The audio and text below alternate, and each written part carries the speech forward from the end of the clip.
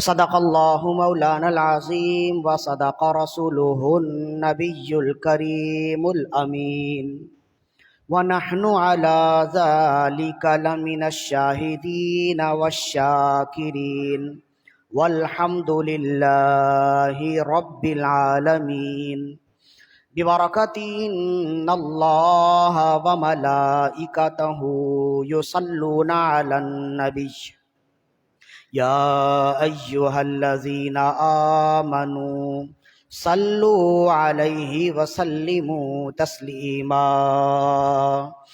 اللہم صل علی سیدنا ومولانا محمد کلما ذکرہ الذاکرون وصل علی محمد کلما غفل عن ذکرہ الغافلون فإن من جودك الدنيا وضرتها ومن علومك علم اللوح والقلم دعا إلى الله فالمستمسكون به مستمسكون بحبل غير منفصم مولاي صل وسلم دائما أبدا على حبيبك خير الخلق كلهم ثم الرضا عن أبي بكر وعن عمر وعن علي وعن عثمان ذي الكرم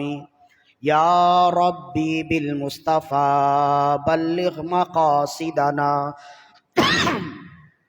واغفر لنا ما مضى يا واسع الكرم مولاي صل وسلم دائما ابدا على حبيبك خير الخلق كلهم ثم الرضا عن ابي بكر وعن عمر وعن علي وعن عثمان ذي الكرم يا ربي بالمصطفى بلغ مقاصدنا واغفر لنا ما مضى يا واسع الكرم مولاي صل وسلم دائما ابدا على حبيبك خير الخلق كلهم۔ حمد و صلات کے بعد تمام تعریف، تمام محاسن و مکارم و محامد اسی ذوالجلال والاکرام کے لیے ہے جس نے لفظ کن سے کائنات کی تخلیق فرمائی۔ تمام زبانوں کی حمد و ثنا صرف اور صرف اسی رب لم یزل کے لیے ہے جس نے دنیا میں انسانوں کو پیدا فرمایا اور انسانوں کی ضروریات زندگی کی تمام اشیاء کو مہیا، مسجع، مرصع، مرقع فرمایا۔ تمام تر تعریفات، تمام تر حمد و ثنا صرف اور صرف اسی ذوالجلال والاکرام کے لیے ہے جس نے دنیا میں انسانوں کو پیدا فرمایا اور انسانوں کی رشد و ہدایت کے لیے انبیاء کرام علیہم السلام کو مبعوث فرمایا کہ وہ نفوس قدسیہ کاملہ دنیا میں آ کر اللہ کی وحدانیت اور اپنی رسالت لوگوں تک پہنچاتے رہے۔ کروڑ کروڑ صلاۃ و تسلیم ہو حضور سرور انبیاء حبیب کبریا شفیع روز جزا علیہ تحیت و ثنا کی بارگاہ میں کہ آپ تمام انبیاء کرام علیہم السلام کے آخر میں تشریف لائے اور آپ نے آ کر تمام بنی نوع انسان کو اخوت و بھائی چارگی، ملنساری، اخلاق، بردباری، اعلیٰ ظرفی، اعلیٰ کردار کا درس و پیغام دیا۔ قبل اس کے کہ گفتگو کا آغاز کیا جائے، ایک مرتبہ اپنے آقا و مولا صلی اللہ علیہ وسلم کی بارگاہ میں بلند آواز سے جمعے کے دن درود و سلام پڑھنے کی تمام تر برکتوں کو، فضیلتوں کو مد نظر رکھتے ہوئے ایک مرتبہ بلند آواز سے درود و سلام کے نذرانے پیش کیجیے۔ اللہم صلی علی سیدنا و مولانا محمد طب القلوب و دوائها وعافیت الابدان و شفائها وعلی آلہ و اصحابہ وبارک وسلم صلاۃ و سلام علیک یا رسول اللہ صلی اللہ علیہ وآلہ وسلم۔ امام سخاوی نے القول البدیع میں لکھا، حضرت انس بن مالک رضی اللہ عنہ سے روایت ہے، عن انس بن مالک رضی اللہ عنہ قال قال رسول اللہ صلی اللہ علیہ وسلم۔ حضرت انس بن مالک رضی اللہ عنہ فرماتے ہیں کہ رسول اللہ صلی اللہ علیہ وسلم نے ارشاد فرمایا، من صلی علی فی یوم الجمعۃ مئۃ مرۃ لم یمت حتی یری مقعدہ فی الجنہ او کما قال۔ فرمایا جو شخص جمعے کے دن مجھ پر 1000 مرتبہ درود و سلام کے نذرانے پیش کرے وہ اس وقت تک مرے گا نہیں جب تک جنت میں اپنا مقام و مرتبہ نہ دیکھ لے۔ لہذا جمعے کے دن درود و سلام کثرت سے پڑھا کیجئے، ایک مرتبہ حصول برکت کے لیے اور درود و سلام کی نذرانے پیش کیجئے۔ اللہم صلی علی سیدنا و مولانا محمد طب القلوب و دوائها وعافیت الابدان و شفائها ونور الابصار و ضیائها وروح الارواح و غذائها وعلی آلہ و اصحابہ وبارک وسلم صلاۃ و سلام علیکہ یا رسول اللہ صلی اللہ علیہ وآلہ وسلم۔ سرنامہ کلام میں جس آیت مقدسہ کی تلاوت کا شرف حاصل کیا سورہ ہود کی آیت ہے۔ سورہ ہود قرآن مجید کے 12ویں پارے میں ہے، اور جس آیت مقدسہ کی تلاوت کا شرف حاصل کیا اس کا نشان 61 ہے۔ سورہ ہود کی آیت نمبر 61 میں اللہ رب العزت نے قوم سمود کا ذکر کیا اور ان کے بارے میں ارشاد فرمایا، وَإِلَىٰ ثَمُودَ أَخَاهُمْ صَالِحًا، اور ہم نے قوم سمود کی طرف انبیاء کے بھائی حضرت صالح کو بھیجا۔ قَالَ يَا قَوْمِ اعْبُدُوا اللَّهَ مَا لَكُم مِّنْ إِلَٰهٍ غَيْرُهُ، انہوں نے اپنی قوم سے کہا اے میری قوم، کیا ہوا کہ تم اللہ کی عبادت نہیں کرتے جس کے علاوہ کوئی معبود کے لائق نہیں؟ ہوا انشأکم من الارض واستعمرکم فیہا، وہ رب ہے جس نے تمہیں زمین سے پیدا کیا، اور وہی رب ہے جس نے تمہیں عمر درازی بالخیر کے ساتھ خوشحالی عطا کی۔ فاستغفروہ ثم توبوا الیہ، پس تم اس کی بارگاہ میں استغفار کرو اور پھر رجوع کرو۔ ان ربی قریب مجیب، بے شک میرا رب قریب ہے اور دعائیں قبول فرمانے والا ہے۔ تو سورہ ہود کی اس آیت مقدسہ میں اللہ رب العزت نے قوم سمود کا ذکر کیا، اور قوم سمود کے ذکر کے بعد اللہ نے فرمایا، اسی ذکر کے دوران فرمایا، وہی رب ہے جس نے تمہیں زمین سے پیدا کیا۔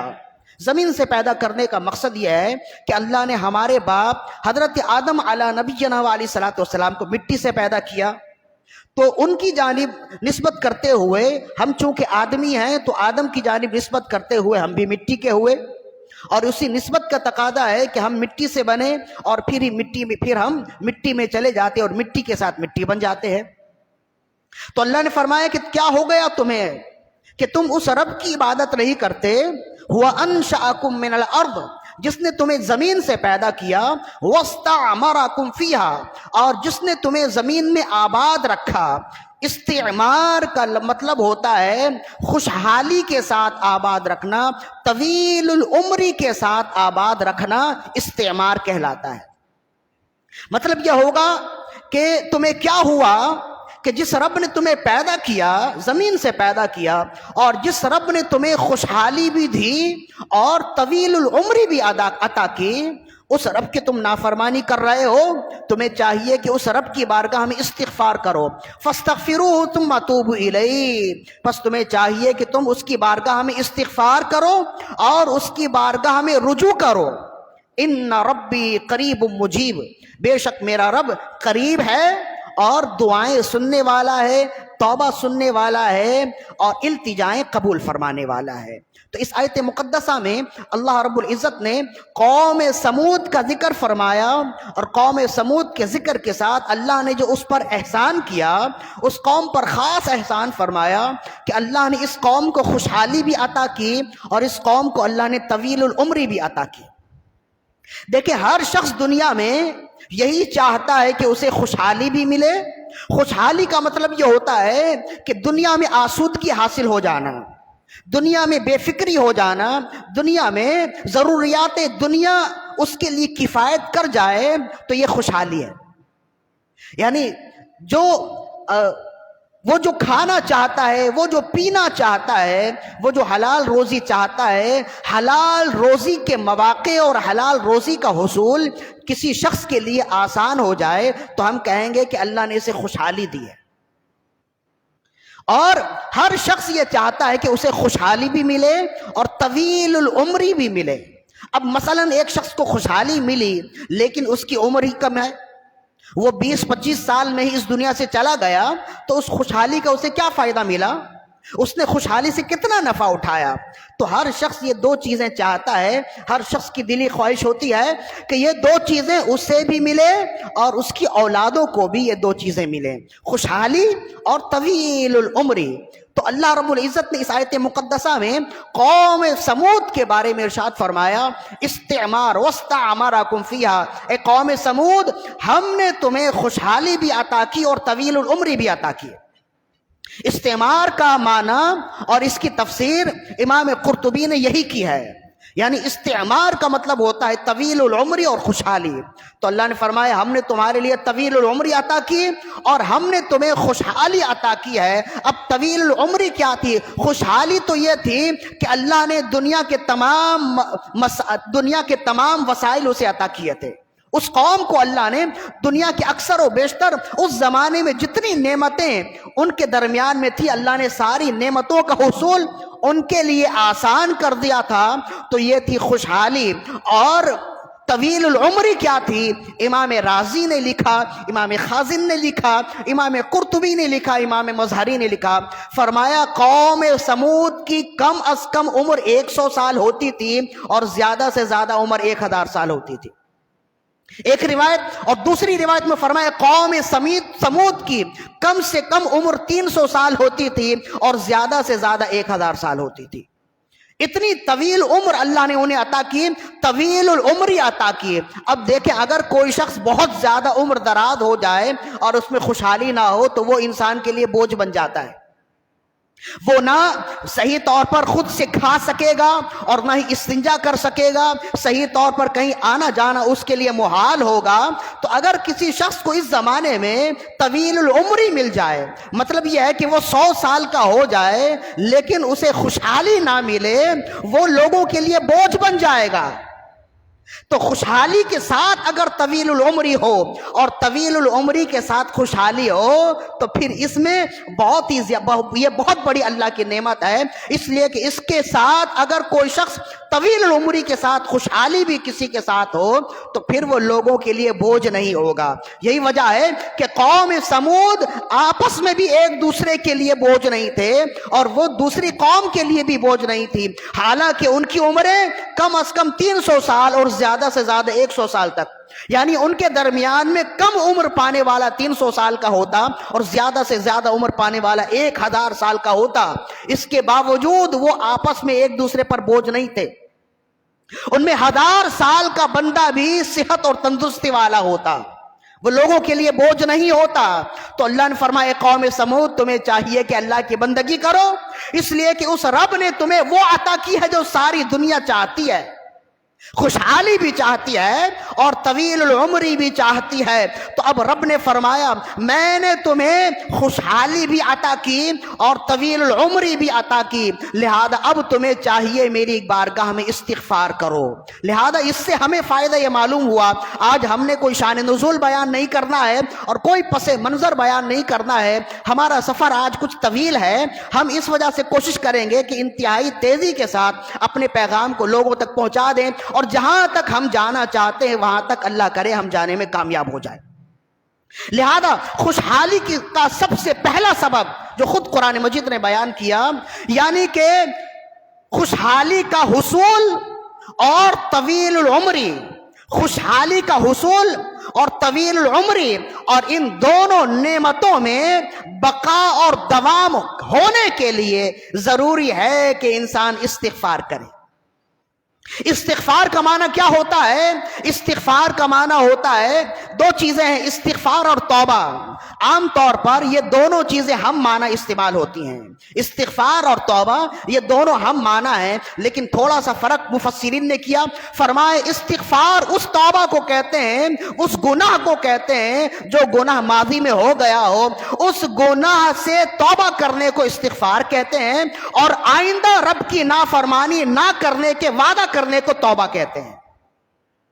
اسی وجہ سے قرآن مجید میں جہاں بھی استغفار کا معنی آتا ہے وہاں ساتھ ہی توبہ کا معنی بھی آتا ہے۔ مطلب یہ ہے کہ لوگوں اگر تم خوشحالی چاہتے ہو، طویل العمری چاہتے ہو، تو ماضی میں جو گناہ ہوئے ان سے بھی توبہ کرو اور آئندہ گناہ نہ کرنے کا رب سے وعدہ کرو، اور اسی وعدے کو توبہ کہتے ہیں۔ لہذا رب ذوالجلال نے خوشحالی کا پہلا سبب بیان کیا۔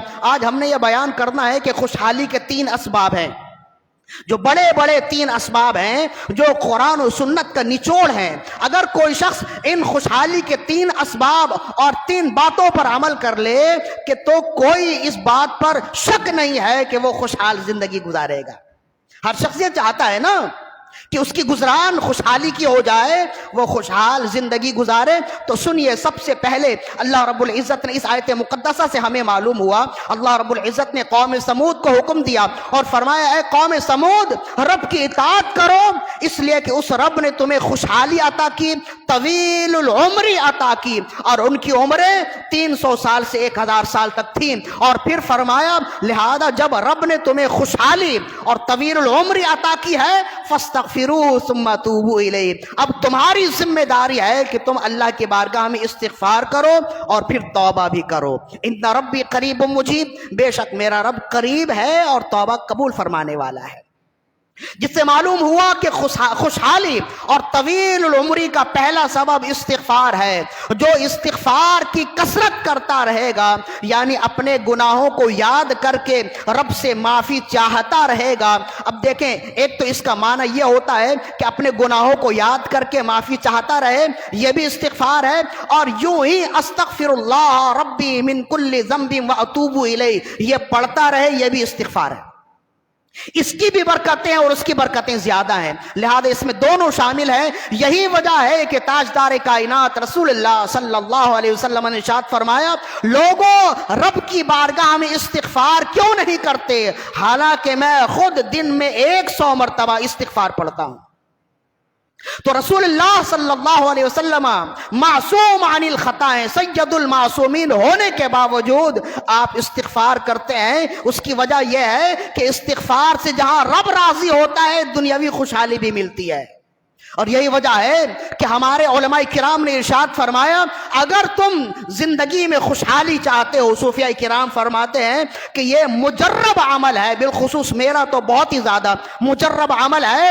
کوئی شخص دنیا میں کچھ بھی چاہتا ہو، کوئی کام اٹک گیا ہو، کوئی کام پھنس گیا ہو، وہ کام ہو کر نہیں دیتا، کسی مسئلے میں کسی مشکل میں پھنسا ہو، اس مشکل سے حل ہونے کی نیت سے انسان ایک دن میں 100 مرتبہ استغفار پڑھے، اور اس کا طریقہ یہ ہے کہ ہر فرض نماز کے بعد 20 مرتبہ استغفار پڑھے، سنتیں اور نوافل پڑھنے سے پہلے۔ اس طرح عشاء کی نماز کے بعد وہ 100 مرتبہ پڑھنے والا ہو جائے گا۔ اس طرح وہ کرے اور 40 دنوں تک استغفار کی کثرت کرے، جس کام کی نیت سے وہ پڑھے گا 40 دن مکمل ہونے سے پہلے پہلے اس کا کام ہو جائے گا انشاءاللہ۔ یہ اس کی برکت ہے اور بہت بڑی برکت ہے، اور یہ مجرب عمل ہے جو علماء کرام نے بھی بیان کیا، صوفیاء کرام نے بھی بیان کیا۔ کیوں؟ اس لیے کہ رب ذوالجلال نے قرآن مجید میں خود ارشاد فرمایا ہے کہ تم استغفار کرو رب ذوالجلال تمہیں خوشحالی دے گا۔ ایک تو یہ آیت ہے، دوسری سورہ ہود کی آیت نمبر 6 ہے، بالکل ابتدائی آیت ہے، آیت نمبر 3 ہے، جس میں اللہ رب العزت نے ارشاد فرمایا کہ وَأَنِ اسْتَغْفِرُوا رَبَّكُمْ ثُمَّ تُوبُوا إِلَيْهِ يُمَتِّعُكُمْ مَتَاعًا حَسَنًا إِلَىٰ أَجَلٍ مُّسَمًّى، فرمائے لوگوں اپنے رب کی بارگاہ میں استغفار کرو اور توبہ کرو، یمتعکم متاعا حسنا الی اجل مسمی، اگر تم استغفار کرو گے وہ تمہیں خوشحالی زندگی عطا فرمائے گا۔ یہ بالکل صاف اور واضح لفظوں میں اللہ نے فرمایا، یہ رب کا وعدہ ہے، میرا اور کسی کا وعدہ نہیں کہ وہ وعدہ کر کر مکر جائے اور وہ کام نہ ہو۔ رب نے فرمایا یمتعکم متاعا حسنا الی اجل مسمی، موت آنے تک وہ تمہیں خوشحال زندگی دے گا، فقط تم نے کیا کرنا ہے؟ استغفار کرنا ہے، خوشحال زندگی بھی عطا ہو اس کے بعد اور اس کے ساتھ ساتھ نعمتیں بھی عطا ہوں۔ لہذا خوشحالی کا پہلا سبب، حصول خوشحالی کے لیے، حصول طویل العمری کے لیے پہلا سبب ہے کثرت سے استغفار کرتے رہیے۔ جو شخص کثرت سے استغفار کرنے والا ہوگا دنیا میں بھی اس کے لیے آسودگی اور آسانی آ جائے گی، اور آخرت میں بھی کیا ہوگا؟ آخرت کے مسائل بھی رسول اللہ صلی اللہ علیہ وسلم نے ارشاد فرمایا حل ہوں گے۔ دنیا کے مصائب اور مسائل کیسے حل ہوں گے؟ اب یہ دوسری حدیث حضرت ابن عباس رضی اللہ عنہما روایت کرتے، اسی آیت کے تحت امام ابن ابی حاتم نے اس حدیث کو روایت کیا۔ حضرت عبداللہ ابن عباس رضی اللہ عنہما اس کے راوی ہیں۔ عن ابن عباس رضی اللہ عنہما قال، ابن عباس رضی اللہ عنہما فرماتے ہیں کہ ان اللہ تعالی جعل لامتی امانین لا یزالون معصومین من قوارع العذاب ما دام بین اظہرہم، فرمایا بے شک اللہ رب العزت نے اس امت کو 2 امان کے ساتھ رکھا ہے۔ اللہ نے اس امت کے لیے 2 امان مقرر فرمائے ہیں، لا یزالون معصومین من قوارع العذاب ما دام بین اظہرہم، جب تک یہ دونوں امان امت کے ساتھ رہیں امت ہر طرح کے عذاب سے محفوظ رہے گی۔ پھر فرمائے فَأَمَانٌ قَبَضَهُ اللَّهُ تعالی، بس ایک امان اللہ نے اپنے پاس بلا لیا، وَأَمَانٌ بَقِيَ فِيكُمْ، اور دوسری امان تمہارے درمیان میں قیامت تک ہے۔ فقال اللہ تعالی کما قال اللہ تعالی، جیسے کہ اللہ رب العزت نے ارشاد فرمایا۔ اب وہ دو امان کیا ہے؟ فرمایا اللہ رب العزت نے خود قرآن مجید میں ارشاد فرمایا وَمَا جَعَلَ اللَّهُ لِيُعَذِّبَهُمْ وَأَنْتَ فِيهِمْ وَمَا كَانَ اللَّهُ لِيُعَذِّبَهُمْ وَأَنْتَ فِيهِمْ وَمَا كَانَ مُعَذِّبَهُمْ وَهُمْ يَسْتَغْفِرُونَ اللہ، فرمایا اے محبوب جب تک تم لوگوں کے درمیان میں ہو رب انہیں عذاب نہیں دے گا، اور جب تم اس دنیا سے چلے جاؤ گے جب تک مسلمانوں کے درمیان میں استغفار کرنے والے موجود ہیں اللہ انہیں عذاب نہیں دے گا۔ ما کان اللہ لیعذبہم وانت فیہم وما کان اللہ معذبہم وہم یستغفرون، لوگ جب تک استغفار کرتے رہیں گے امن سے رہیں گے۔ تو ابن عباس فرماتے ہیں ایک امان تو رسول اللہ صلی اللہ علیہ وسلم کی ذات جو اللہ رب العزت نے اپنے پاس بلا لی، اور دوسری امان قیامت تک ہے، جب تک لوگوں کے درمیان میں کچھ لوگ بھی استغفار کرتے رہیں گے ان کا صدقہ تمام لوگوں کو ملے گا، اور قوم یا پوری امت عمومی عذاب میں مبتلا ہونے سے محفوظ رہے گی۔ یہ ہے استغفار کی برکت، کہ استغفار کی برکت سے انفرادی طور پر بھی فائدہ یہ ہوتا ہے کہ انسان خوشحالی کی زندگی میں چلا جاتا ہے اور اسے طویل العمر عطا کی جاتی ہے، اور استغفار کا دوسرا فائدہ عمومی طور پر یہ ہوتا ہے کہ اس کے صدقے میں اور لوگ بھی عذاب سے محفوظ کر دیے جاتے ہیں۔ ایک حدیث ہو گئی جسے ابن ابی حاتم نے روایت کی، دوسری حدیث جسے امام جلال الدین السیوطی الشافعی رحمہ اللہ نے تفسیر در منصور میں اپنی سند سے روایت کی۔ حضرت ابن عباس رضی اللہ عنہما ہی اس کے راوی ہیں۔ عن ابن عباس رضی اللہ عنہما قال قال رسول اللہ صلی اللہ علیہ وسلم، ابن عباس رضی اللہ عنہما ارشاد فرماتے ہیں رسول اللہ صلی اللہ علیہ وسلم نے ارشاد فرمایا من اکثر من الاستغفار جعل اللہ له من كل هم فرجا ومن كل ضيق مخرجا ورزقه من حيث لا يحتسب او كما قال، فرمایا رسول اللہ صلی اللہ علیہ وسلم نے ارشاد فرمایا جو شخص استغفار کی کثرت کرے اللہ اسے ہر بند گلی سے نکلنے کی جگہ عطا فرما دے گا، اور ہر تنگی سے نکلنا اس کے لیے آسان فرمائے گا، اور اسے وہاں سے روزی عطا فرمائے گا جہاں سے اس کا گمان بھی نہیں ہے۔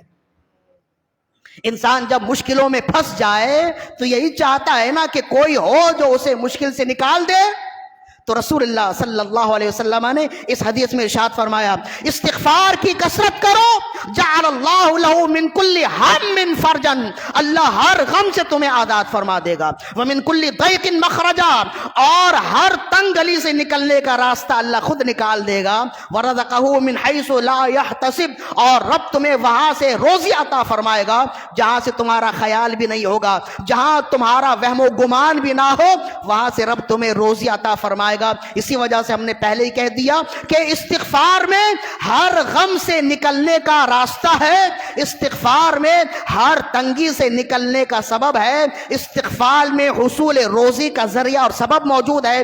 اسی وجہ سے ہم نے کہا کہ جو شخص دن میں 100 مرتبہ استغفار پڑھے، کسی بھی نیت سے پڑھے گا، 40 دنوں تک وہ اس نیت کے ساتھ استغفار پڑھتا رہے، بشرطے کہ جو میں نے طریقہ بتا دیا، اور طریقہ یہی ہے کہ ہر فرض نماز کے بعد سنتیں اور نوافل سے پہلے 20 مرتبہ استغفار پڑھے، عشاء تک 100 مرتبہ ہو جائیں گے، 40 دن ہونے سے پہلے اس کا مسئلہ حل ہوگا۔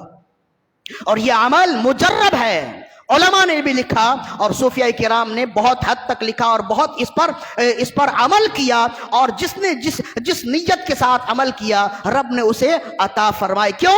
اس لیے کہ یہ میرا اپنا تو معاملہ نہیں ہے نا، یہ میرا اپنا دعویٰ تو نہیں ہے، خود قرآن کا دعویٰ، قرآن کہتا ہے تم استغفار پڑھو یمتعکم متاعا حسنا، وہ تمہیں خوشحال زندگی عطا فرمائے گا، یہ قرآن کا وعدہ ہے۔ اور خود پھر صاحب قرآن فرماتے ہیں اگر تم استغفار کی کثرت کرو گے ہر مسئلے سے نکلنے کے لیے رب خود کہیں نہ کہیں سے سبب اور وسیلہ عطا فرما دے گا۔ اتنا بڑا دعویٰ رب کا بھی ہے اور رب کے رسول کا بھی ہے، اس کے باوجود ہم ادھر ادھر پھریں اور اس پر عمل نہ کریں تو ہماری اپنی بے وقوفی ہے، ہماری اپنی غفلت ہے۔ آخر میں ایک آخری حدیث جسے خود حضرت رسول اللہ صلی اللہ علیہ وسلم نے ارشاد فرمایا، یہ حدیث بھی بہت ہی خوب ہے، دو لفظوں میں رسول اللہ صلی اللہ علیہ وسلم نے استغفار کا فائدہ بھی بتا دیا اور اس سے فائدے اٹھانے والوں کی نشاندہی بھی فرما دی۔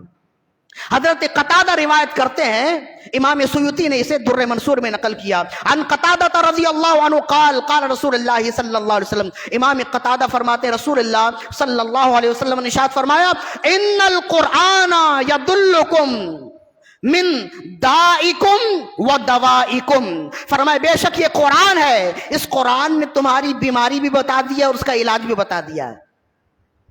اس قرآن نے تمہاری بیماری بھی بتا دی ہے اور اس کا علاج بھی بتا دیا ہے۔ ان القرآن یدلکم من دائکم و دوائکم، بے شک اس قرآن نے تمہاری بیماری کی جانب بھی تمہیں بتا دی ہے اور تمہاری بیماری کا علاج بھی بتا دیا ہے۔ اما داؤکم فذنوبکم و اما دواؤکم فالاستغفار، جہاں تک تمہاری بیماری کا تعلق ہے تمہاری بیماری گناہ ہے، اور جہاں تک اس بیماری کے علاج کا تعلق ہے ہر طرح کے بیماری گناہ کی بیماری کا علاج استغفار ہے۔ یعنی انسان دنیا میں مجبور کیوں ہوتا ہے، انسان دنیا میں در در کی ٹھوکریں کیوں کھاتا ہے؟ اگر آپ اس کا مال کار دیکھیں، اگر آپ اس کا نقطۂ آغاز دیکھیں تو آپ کہیں گے کہ گناہ کرنے کی وجہ سے یہ سارے کام ہوتے ہیں، گناہ کی کثرت کی وجہ سے یہ تمام کام ہوتے ہیں۔ لہذا جب گناہ ختم ہو جائے اور استغفار آ جائے تو خود بخود زندگی میں برکت آ جاتی ہے۔ یہی وجہ ہے کہ فقہاء کرام نے ارشاد فرمایا، علماء کرام نے ارشاد فرمایا، اپنے لیے کثرت کا سوال نہ کیا کرو بلکہ اپنے لیے برکت کا سوال کیا کرو، اس لیے کہ جہاں کثرت آ جائے وہاں آزمائشیں آ جاتی ہیں، لیکن جہاں برکت آ جائے وہاں رب کی عطا بھی ساتھ ہوتی ہے۔ لہذا خوشحالی کا سب سے پہلا سبب جس کو خود قرآن و سنت نے ارشاد فرمایا وہ یہ ہے کہ جو شخص خوشحال زندگی چاہتا ہے، ہر ایک چاہتا ہے نا، لہذا جب ہر ایک چاہتا ہے تو اس پر عمل بھی کرے، اور عمل کیا کرنا ہے؟ استغفار کی کثرت کرے۔ خود رسول اللہ صلی اللہ علیہ وسلم نے ارشاد فرمایا اور قرآن مجید کی آیات اس پر ناطق ہیں کہ جو استغفار کرتا رہے گا بلاؤں سے خود بھی امن میں رہے گا اور اس کے صدقے و طفیل اس کے اطراف کے لوگ بھی بلاؤں سے امن اور سلامتی سے رہیں گے۔ یہاں تک گفتگو ہو گئی۔ امام قرطبی روایت کرتے ہیں، فرماتے ہیں کہ حضرت حسن البصری رضی اللہ عنہ کی خدمت میں چند لوگ آئے، آپ بہت بڑے اللہ کے ولی گزرے ہیں اور تابعین میں سے ہیں، مولا علی رضی اللہ عنہ کے خلیفہ، سب سے پہلے خلیفہ ہیں حضرت حسن البصری رضی اللہ عنہ، اور رسول اللہ صلی اللہ علیہ وسلم کی زوجائے مطہرہ مقدسہ معطرہ جناب ام سلمہ رضی اللہ عنہا کی گود میں آپ نے پرورش پائی ہے۔ حضرت حسن البصری رضی اللہ عنہ بڑا مقام و مرتبہ ہے، صحابی نہیں ہے، صحابہ کے بعد کا زمانہ آپ نے پایا، کثیر صحابہ 150 سے زیادہ صحابہ کرام سے آپ کی ملاقات ثابت ہے۔ تو کتنا فیض لیا ہوگا، کتنی روحانیت ہوگی، کتنا فیض ہوگا، اور بڑا علم دیا آپ نے امت کو، بڑا علم دیا، طریقت میں بھی آپ کا علم ثابت ہے اور راہ حقیقت میں بھی آپ کا علم ثابت ہے۔ چنانچہ کہتے ہیں کہ لوگ آتے تھے آپ کی بارگاہ میں برکت لینے کے لیے، 4 افراد آئے اور ظاہر ہے کہ ایسی مجلس بنی ہوتی، محفل سجی ہوتی، تو 4 افراد آئے، ایک نے کہا کہ حضور ہمارے علاقے میں قحط سالی ہے، کوئی وظیفہ بتائیے جس سے علاقے کی قحط سالی دور ہو جائے، اللہ بارش عطا فرمائے۔ آپ نے فرمایا تم خود اور اہل محلہ سے کہو، اپنے علاقے والوں سے کہو استغفار کی کثرت کریں، اللہ عز و جل اس کی برکت سے انہیں قحط سالی سے نجات عطا فرمائے گا۔ وہ خوش ہو گیا، اپنی منزل کو چلا گیا۔ ایک دوسرا شخص حاضر خدمت ہوا، اس نے عرض کی حضور بے اولادی ہے، اولاد نہیں ہے، شادی کو ایک عرصہ ہو گیا لیکن اولاد کی نعمت سے محروم ہوں، ایسا کوئی وظیفہ بتا دیجئے کہ رب عز و جل اس وظیفے کے صدقے اور آپ کے دیے کی آپ کی اجازت کے صدقے رب عز و جل مجھے بھی صاحب اولاد کر دے، میری گود بھی اولاد کے پھول سے مہکتا ہو جائے۔ تو کہتے ہیں آپ نے فرمایا استغفار کی کثرت کرو، رب ذوالجلال تمہیں صاحب اولاد کر دے گا۔ وہ بھی خوش خوش چلا گیا۔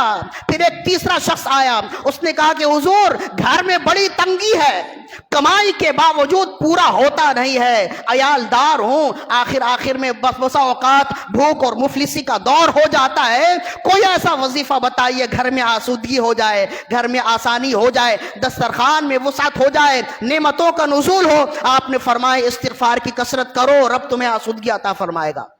وہ بھی خوشی خوشی چلا گیا۔ چوتھا شخص آیا، اس نے کہا حضور میں باغبان ہوں، میرا باغ ہے، میرے علاقے میں پانی تو بہت ہے لیکن باغ میں پھل نہیں ہوتا، نہ جانے کسی کی نظر لگ گئی، نہ جانے کیا ہوا ہے کہ پیڑ تو سب سبز ہیں لیکن ان میں پھل نہیں اگتے۔ آپ نے فرمایا استغفار کی کثرت کرو، رب ذوالجلال تمہارے باغ کو پھلوں سے آباد کر دے گا۔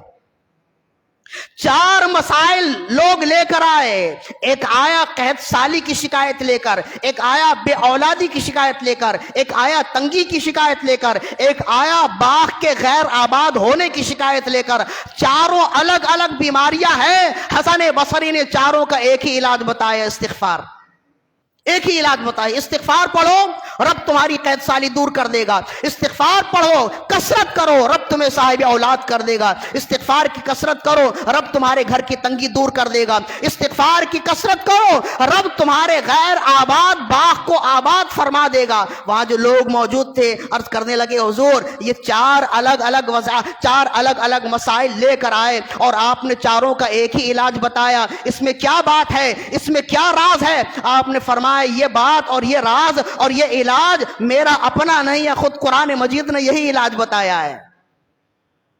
چاروں امراض کے الگ الگ علاج نہیں بلکہ ایک ہی علاج، یہ میرا اپنا تجویز کردہ نہیں ہے، خود قرآن مجید نے یہ علاج بتایا ہے اور خود قرآن مجید کی آیت ہے۔ اللہ نے فرمایا فَقُلْتُ اسْتَغْفِرُوا رَبَّكُمْ إِنَّهُ كَانَ غَفَّارًا يُرْسِلِ السَّمَاءَ عَلَيْكُمْ مِدْرَارًا وَيُمْدِدْكُمْ بِأَمْوَالٍ وَبَنِينَ وَيَجْعَلْ لَكُمْ جَنَّاتٍ وَيَجْعَلْ لَكُمْ أَنْهَارًا مَا لَكُمْ لَا تَرْجُونَ لِلَّهِ وَقَارًا۔ اللہ نے فرمایا لوگوں استغفار کی کثرت کرو، فَقُلْتُ اسْتَغْفِرُوا رَبَّكُمْ إِنَّهُ كَانَ غَفَّارًا، اپنے رب سے بخشش طلب کرو، بے شک رب بخشش قبول فرمانے والا ہے۔ يُرْسِلِ السَّمَاءَ عَلَيْكُمْ مِدْرَارًا، جب تم استغفار کی کثرت کرو گے رب تمہاری قحط سالی دور کر دے گا اور آسمان سے موسلادھار بارشوں کا نزول ہوگا۔ یرسل السماء علیکم مدرارا ویمددکم باموال وبنین، اور جب تم استغفار کی کثرت کرو گے رب تمہیں مالوں کے ذریعے اور اولادوں کے ذریعے تمہاری مدد فرمائے گا، رب تمہیں مال بھی عطا فرمائے گا اور استغفار کے صدقے میں رب تمہیں صاحب اولاد کر دے گا۔ وَيُمْدِدْكُمْ بِأَمْوَالٍ وَبَنِينَ وَيَجْعَلْ لَكُمْ جَنَّاتٍ وَيَجْعَلْ لَكُمْ أَنْهَارًا، اور استغفار کی کثرت کرو رب تمہاری تنگی دور کر دے گا، تمہارے غیر آباد باغ کو آباد کر دے گا اور تمہاری باغوں کے درمیان سے نہریں جاری کر دے گا۔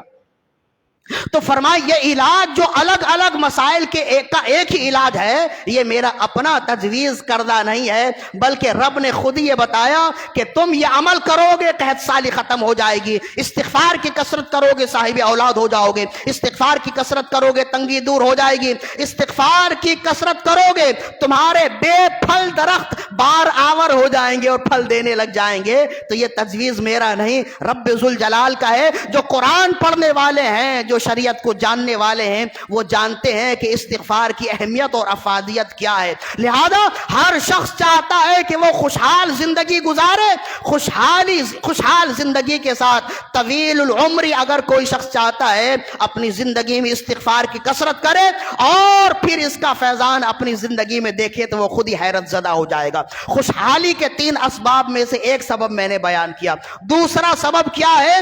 دوسرا سبب خود قرآن مجید نے بیان کیا اور رسول اللہ صلی اللہ علیہ وسلم نے بھی اس جانب اشارہ فرمایا۔ قرآن مجید کی آیت اگر پڑھیں تو گفتگو مزید اور طویل ہو جائے گی، مزید ہم نے تیسرا سبب بھی بیان کرنا ہے تاکہ گفتگو مکمل ہو جائے۔ عدل و انصاف، جب بھی عدل و انصاف کی بات آتی ہے نا تو ہماری توجہ اور ہمارا دھیان صاحبان اقتدار کی طرف جاتا ہے، جو حکمران ان کی طرف جاتا ہے. تو یہ اچھی طرح یاد رکھیے، جس طرح عدل و انصاف کی ذمہ داری ان کی ہے، ہماری بھی ہے. ہم بھی جس معاشرے میں رہتے ہیں، ہم بھی ہمارے زیر دست جتنے لوگ رہتے ہیں، ان کے ساتھ بھی عدل و انصاف ضروری ہے. خوشحال اگر کوئی شخص خوشحال زندگی چاہتا ہے، اپنی زندگی میں عدل و انصاف رائج کرے، پھر دیکھے کہ اس کے ساتھ کیسی خوشحالی آتی ہے. اسی وجہ سے رسول اللہ صلی اللہ علیہ وسلم نے ارشاد فرمایا، سنن ابن ماجہ کی حدیث ہے اور آج کی 5ویں حدیث ہے، سنن ابن ماجہ، حضرت ابن عمر رضی اللہ عنہما اس کے راوی ہیں. عن ابن عمر رضی اللہ عنہما قال قال رسول اللہ صلی اللہ علیہ وسلم. ابن عمر رضی اللہ عنہما ارشاد فرماتے ہیں، رسول اللہ صلی اللہ علیہ وآلہ وسلم نے ارشاد فرمایا، اقامت حد من حدود اللہ تعالی خیر من مطر 40 لیلۃ فی بلاد اللہ او کما قال. فرمایا زمین میں ایک حد کا قائم کر دینا، زمین میں ایک انصاف کا قائم کر دینا اتنی برکت لاتا ہے کہ 40 راتوں تک زمین میں اتنی بارش ہو تو برکت نہ آئے جتنی برکت فقط ایک انصاف سے آتی ہے. یعنی 40 راتوں تک بارش ہوتی رہے. یہ اچھی طرح یاد رکھیے، بارشوں کا جب سیزن ہوتا ہے نا، دن میں بھی بارش ہوتی ہے اور رات میں بھی بارش ہوتی ہے، لیکن خیر کی بارش رات کی ہوتی ہے. اور کیسے؟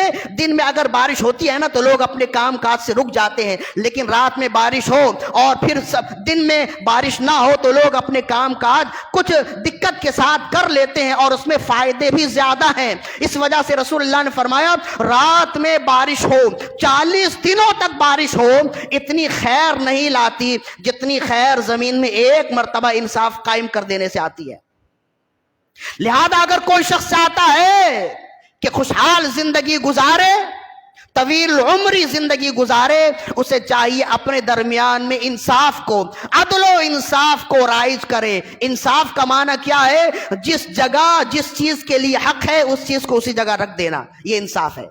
بچوں کے ساتھ، اپنے طلباء کے ساتھ، زیر دست لوگوں کے ساتھ جس کا جو حق ہے اسے دینا انصاف کہلاتا ہے. حکمرانوں کے لیے بھی یہ ضروری ہے، ہمارے لیے بھی یہ ضروری ہے. زمین میں خیر و برکت کا باعث عدل و انصاف ہے، زمین میں خیر و برکت کا باعث یہ عدل و انصاف ہے. ایک حدیث اس سے ثابت ہو گئی، مزید اور ایک حدیث سن لیجئے. حضرت امام احمد بن حنبل نے اس حدیث کو نقل کیا. رسول اللہ صلی اللہ علیہ وسلم نے ارشاد فرمایا، جب حضرت عیسیٰ علی نبینا علیہ الصلوۃ والسلام دنیا میں تشریف لائیں گے اور جتنے مخالفین اسلام ہیں سب کو نیست و نابود کر دیں گے.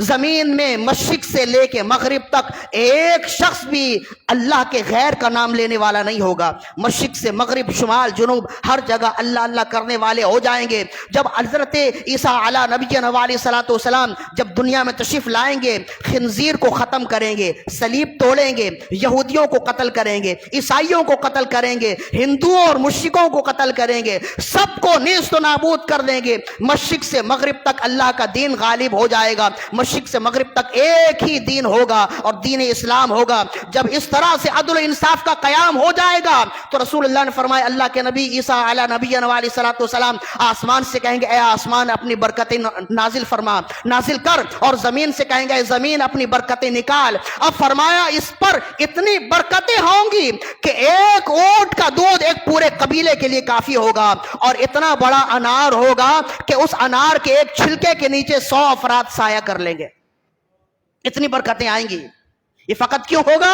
عدل و انصاف کے قیام کی وجہ سے ہوگا. تو خوشحال زندگی اگر کوئی شخص چاہتا ہے تو اس کے لیے لازم ہے کہ یہ بھی عمل کرے، اپنی زندگی میں عدل و انصاف کو رائج کرے. جس کا جو حق ہے حقدار کو اس کا حق دے دینا، یہ عدل و انصاف ہے. ہمارے لیے بھی ضروری ہے، صاحبان اقتدار کے لیے بھی ضروری ہے. امام احمد نے دوسری جگہ لکھا، ابن کثیر نے بھی لکھا، کہتے ابن زیاد کا دور جو ظلم و زیادتی کا دور تھا نا، جس دور میں امام حسین کو شہید کیا گیا، ابن کثیر نے اپنے تاریخ میں بھی لکھا اس کو اور اپنی تفسیر میں بھی لکھا. ابن زیاد کے دور میں ایک جگہ سے ایک بوری ملی جس کے اندر گندم کے دانے تھے. بوری گندم کے دانوں سے بھری ہوئی بوری تھی، اور اس گندم کے دانوں کا سائز کتنا تھا؟ کہا کہ کھجور کی گٹھلی کے برابر ایک ایک گندم کا دانہ تھا، کھجور کی گٹھلی کے برابر ایک ایک گندم کا دانہ تو بہت چھوٹا ہوتا ہے نا، لیکن اس بوری کے اندر جو گندم کا دانہ تھا کھجور کی گٹھلی کے برابر تھا۔ تو کہتے ہیں سب حیرت کر رہے تھے کہ ہم نے آج تک ایسی گندم تو دیکھی نہیں کہ جو اس قدر بڑی ہو، جس کے دانے اتنے بڑے ہو۔ تو کہتے ہیں اس کے اندر ایک پرچی تھی جس میں لکھا تھا یہ اس زمانے کی پیداوار ہے جب زمین عدل و انصاف سے معمور تھی۔ تو سمجھ گئے کہ اگر زمین میں آباد کاری چاہیے تو انسان کو چاہیے کہ عدل و انصاف کا قیام کرے۔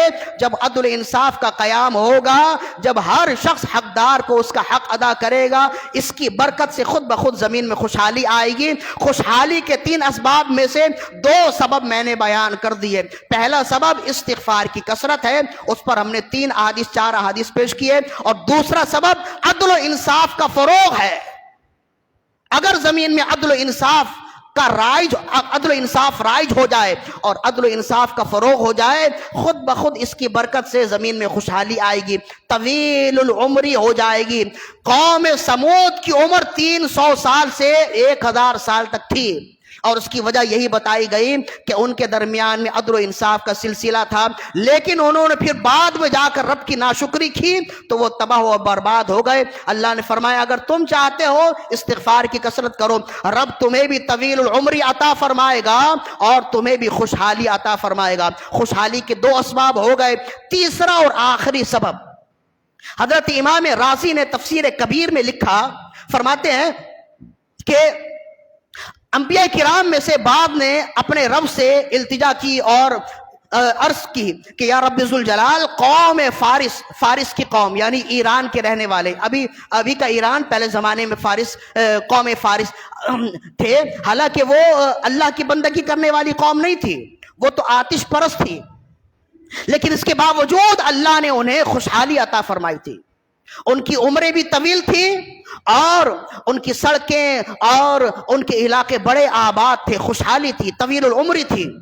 تو کہتے ہیں امام رازی نے لکھا کہ انبیاء کرام میں سے بعد نے اپنے رب سے التجا کی اور سوال کیا، رب ذوالجلال یہ قوم تیری نافرمان ہے لیکن اتنی خوشحال کیوں ہے؟ تو رب نے فرمایا ایک ان کا عمل ہے، اور عمل یہ ہے کہ انہوں نے شجر کاری کے ذریعے سے میری زمین کو آباد رکھا ہے، درخت لگانے کے ذریعے سے میری زمین کو آباد رکھا ہے۔ تو جو میری زمین کو آباد رکھے میں بھی زمین میں اسے آباد رکھتا ہوں۔ تو خوشحالی کا تیسرا سبب ہے شجر کاری، درخت لگانا، جو دعوت اسلامی کا ایک خاص مہم ہے، اور امیر اہل سنت نے بار بار یہ حکم ارشاد فرمائے، ترغیب دی کہ اس موسم میں، بارش کے موسم میں درخت لگانا بھی آسان ہوتا ہے اور درختوں کی بلیدگی بھی بہت آسان ہو جاتی ہے، اس لیے کہ زیادہ خیال رکھنا نہیں پڑتا، لہذا ہم نے اس چیز کو چھوڑ دیا ہے، ہمارے نزدیک اس کی کوئی اہمیت نہیں ہے۔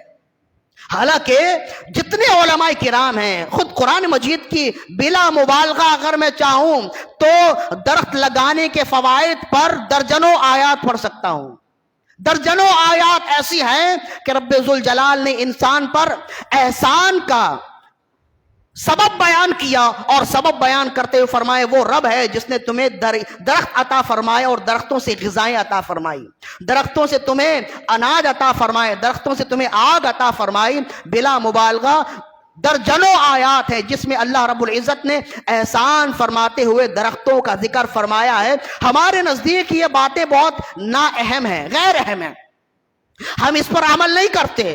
درخت اگر کوئی لگائے تو لگائے، شوق سے لگا دیتا ہے، ترجیحی بنیاد پر اب درخت لگانے کی ضرورت ہے۔ اس کے فوائد اخروی فوائد بھی ہیں اور دنیاوی فوائد بھی ہیں۔ دنیاوی فوائد کیا ہیں؟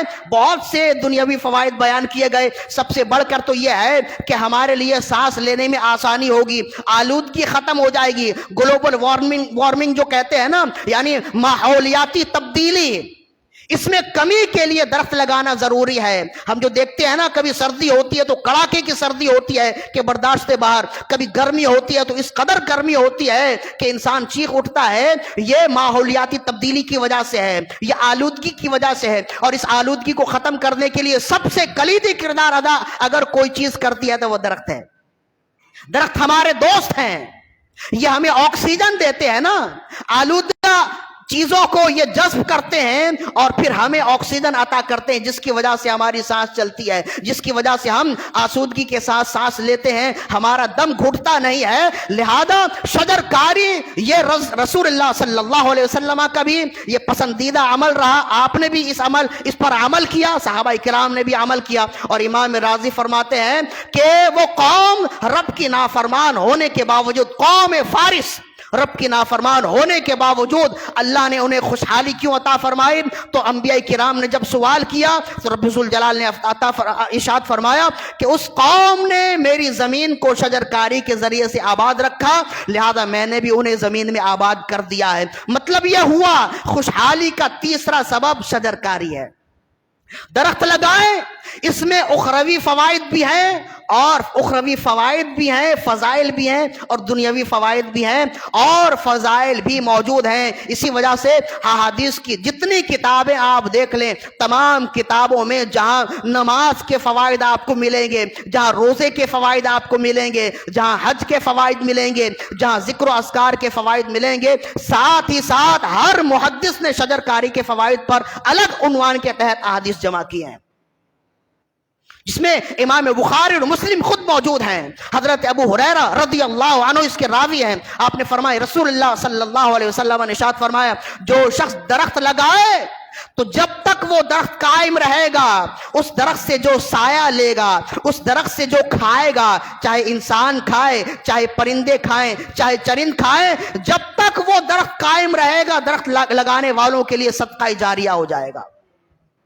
تو یہ درخت چلا جائے گا لیکن اپنا فائدہ ہمیں قبر میں بھی پہنچا رہا ہوگا۔ اس کی اہمیت کے لیے ایک ہی حدیث بہت ہے، ایک ہی حدیث جو مجھے نہیں ملا کہ رسول اللہ صلی اللہ علیہ وسلم نے کسی عمل کے لیے اس قدر مبالغہ فرمایا ہو، کسی بھی عمل کے لیے۔ ایک حدیث بہت ہی اہم ہے جسے صاحب مجمع الزوائد میں امام حیثمی نے بھی لکھا اور صاحب فیض القدیر نے بھی لکھا۔ حضرت انس بن مالک رضی اللہ عنہ اس حدیث کے بھی راوی ہیں۔ پہلی حدیث بھی انس بن مالک کی تھی اور چھٹی حدیث بھی اب انس بن مالک رضی اللہ عنہ کی ہے۔